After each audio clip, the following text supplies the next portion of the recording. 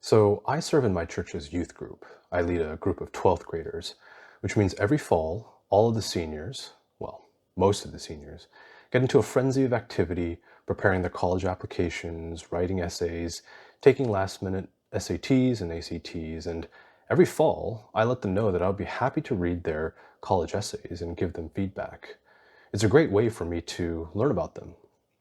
Now, one of the reasons why I feel qualified, in some sense, to read and give feedback on these essays is because I went to Dartmouth.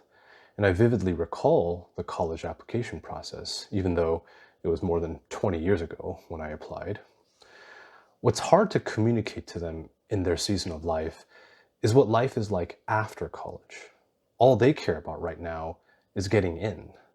And if they happen to get into that top school, that Ivy League school, well, who cares what life is going to be like after college?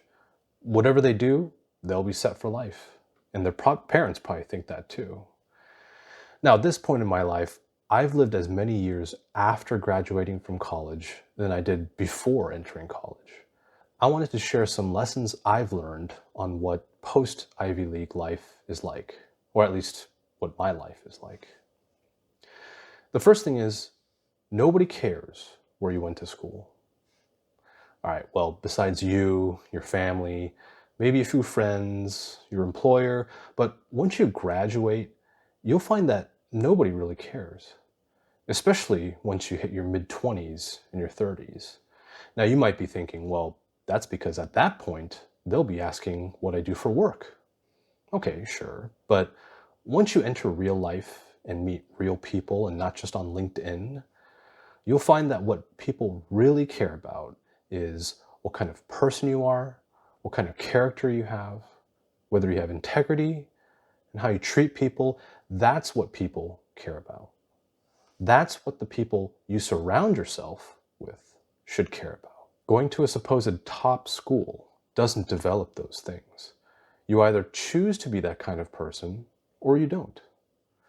And if you're the kind of person that banks on the fact that attaching some kind of man-made label on yourself, on your resume, on your hoodie, determines who you are, you've got a sad thing coming.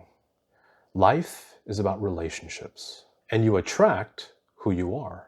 So what kind of people do you think you'll be surrounded by if you determine your value or someone else's value by their labels, by the school they went to, the company they work for, what they wear, what they drive? How would you be able to call them shallow when you're shallow yourself? Can I just be honest for a second? Maybe this is because I was naive and I didn't know how a competitive school actually worked. I mean, what did I know? I went to a public school in Oregon, but I did not expect to see so much cheating in college. Like a lot of Asians, I thought I was going to be a doctor. So I took a bunch of pre-med classes, bio, chem, physics, math, and I remember walking into the dorm room of one of my friends, and on their floor were piles of old tests from the class that we were both taking. Old tests that were not public and nobody had access to, tests that you could not keep after taking them. I can picture it like it was yesterday. You ever have one of those moments that just show you how much of an idiot you are? One of those eye-opening moments that just pierce through your perception of what you think life is like? And the questions in my mind just started cascading. Like, how did they get access to those tests? How many others had access to these tests? This person was dating an upperclassman who was also pre-med. Did they get them from them? And if that's the case, how long has this scheme been going on? And also, why are they just on the floor, out in the open? There was no attempt to hide them, no embarrassment. It was as if this person was saying to me, "What are you, stupid? You don't have access to these?" They say that the pre-med process weeds out those who don't want it bad enough. Well, it absolutely weeded me out. Now, don't get me wrong. I was young, dumb, and immature as well. I've made my share of mistakes. But the fact is that that moment and the other moments that followed showed me that what does it matter that you get a couple letters after your name, that you can say that you went to some fancy school if you lack integrity? The Bible says that man looks at the outward appearance, but the Lord looks at the heart. Now, whether you're a Christian or not, I don't care. Wisdom is wisdom. The point is, don't ever let a man-made label cover up or make up for your lack of integrity. Because when that gets exposed, nobody will care where you went to school or what you do for work. The second thing is, it's far more important to pursue your purpose rather than prestige. What are you made to do on this earth? One of my mentors back in college told me, find that thing that makes your heart beat. I never forgot that. So what is it that makes your heart beat? The problem with chasing prestige, like attending a top school for the sake of that label, is that once you attain it, it becomes hard to stop. One of my favorite quotes is, be careful what you get good at. If chasing prestige or man's praise is what you get good at, where does it end? So let's say you get that degree from that top school, that name brand school. Well, you're going to have to give a good answer to what your next step is. Is it working for a FANG company, the Big Four, getting a master's or PhD, going to med school or law school? Well, what if your purpose isn't any of these? What if you continue to ignore that voice that tells you, is this what you're made to do? I'll tell you what happens when you keep ignoring that voice. Let's just call it the voice of God. You start getting good at ignoring the other things he's telling you to do. If you need to have that hard conversation with your spouse or a family member or a friend, if you need to break that bad habit, be careful what you get good at. I faced that choice when I graduated college. You see, after I graduated, I thought I was going to be a lawyer. I'd already eliminated med school as an option, so I thought, hey, maybe I should pursue law. I majored in philosophy, and it seemed like the next logical step, but I didn't know anything about law, so I decided that I would work at a law firm first before applying. In the first week I worked at a law firm as a paralegal, I knew I didn't want to be a lawyer. Fast forward a year later, and I'm back at home trying to figure out next steps. I had some interest in psychology and almost majored in it in college, so I thought maybe I'll pursue grad school in psych, maybe get a PhD.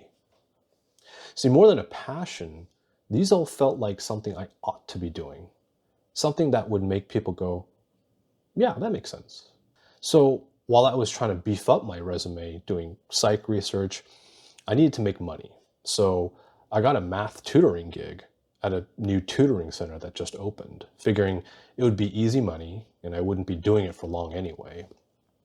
Little did I know that that part-time job would change the course of my life. You see, I realized I liked teaching. So much so that after a few years of doing both teaching and psych research, I realized, why am I doing research? I don't even like it. And if I don't like it, why would I want to do grad school in it? In contrast, I really like teaching. And this center is growing. Maybe I should go all in on this. Now, a lot of people in my life didn't understand what was happening. Why am I going into teaching? This isn't part of the script. This wasn't supposed to be the next step in my life. But as God says, my ways are not your ways. And it wasn't easy, especially those conversations with my parents. I remember telling my dad, it sounds like you're disappointed in me. And he told me straight up, why wouldn't I be? Another time, I was talking with a parent at our center, and she asked me where I went to school. And when I told her, she looked at me and said, and you're working here? Well, 15 years later, and I'm COO of our company overseeing multiple locations, thousands of kids have benefited from our service, millions of dollars of revenue generated, but most importantly, my wife tells me all the time how proud she is of the work that I've done. That's allowed her to stay at home with her daughter and soon to be born son. I can say without a doubt that this was the right choice for me. It was the righteous choice. Now, in 20 years, will you be able to say the same? The third thing is, While quote unquote smart people might get into top schools, there's a difference between being smart and being wise. Do you know what the difference is between someone who is smart and someone who is wise? A smart person learns from their mistakes. A wise person learns from the mistakes of others. The fact is that no matter how good a school is, it teaches you very little about making wise choices. I remember my freshman year, homecoming week, our UGA, or RA as other schools call it, gathered our floor for a meeting. And he gave a talk about how we should be safe, don't drink too much, etc. And he let us know that for those of us who needed it, he would be leaving a bowl of condoms outside his door. Take one, no questions asked, nobody would know. Now, of course, using a condom is a smart idea, right? And we're all smart here, right? Because the only consequence that needs to be avoided when it comes to casual sex is pregnancy, right? But is the message that a bowl of free condoms conveys a wise one? A message that you would want your son or your daughter to receive? For such a school like an Ivy League school, whose original purpose was to train Christian ministers and to promote Christian moral formation, we, or they, seem to have lost the plot along the way. That being book smart or scientifically minded is superior to old, outdated wisdom. And the irony is that when I talk with the youth at my church, or youth in general, they want wisdom. They know, and I don't know how they know, that all the crap that they learn in school isn't what really matters. They want the real. They want the truth. Just like you, and just like me. And unfortunately, you're going to have a hard time finding that at a top school. Maybe you will, maybe you won't. That's part of the reason why I gravitated towards philosophy. Don't tell me what to think. I want to know how to think. But most of all, I want to know what it means to be wise. You know, the book of Proverbs says that the fear of the Lord is the beginning of wisdom. You want to know what the wisest choice I made was? When I was about to turn 30, I knew I was ready to get married. And I thought, what's the best way to find a spouse? And it occurred to me that of the people I knew who knew the most about marriage and me were my parents. And so I asked them, who should I marry? And my mom's number one choice was a girl from a family that also went to our church. And so I friended her on Facebook. We messaged, we talked and dated, long distance, I might add, since she lived about 2 hours away, and we got married. And it's been the best decision I've ever made in my life. We had the blessing and support from both sets of parents right from the beginning. No drama, and it's because of that decision that I have a family. I have a daughter and a son on the way. You want to know another reason I asked my parents? Well, the fourth commandment says, honor thy father and mother. Could I have not asked them for their input? Sure. Many people do. Many people go out and look for a spouse, then introduce them to their parents, then maybe get their approval. I didn't. That seemed backwards to me. I chose to ask them first. And it's a commandment for a reason, after all. Now, do you think Dartmouth taught me how to do that?